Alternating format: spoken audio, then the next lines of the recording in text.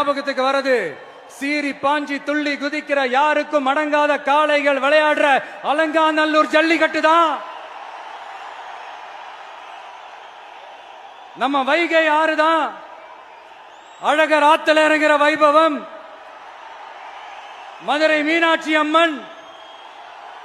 இந்த மண்ணோட உண்மையான குணம், உணர்வு பூர்வமான மண் இது. அது மட்டும் இல்ல, இந்த மண்ணில் வாழ்ற மக்களும் அப்படித்தான், உணர்வு பூர்வமான ஆளுங்க.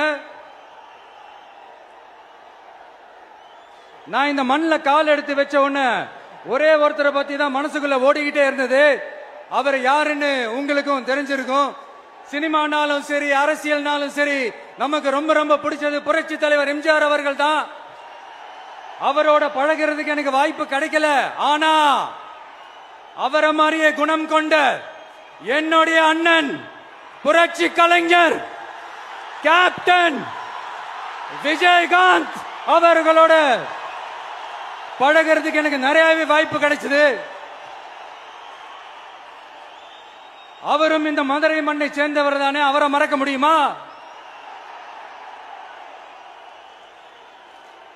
தமிழ்நாட்டு மக்கள் உணர்வுபூர்வமா உண்மையா நம்ம பக்கத்திலே நிக்கிறவங்க.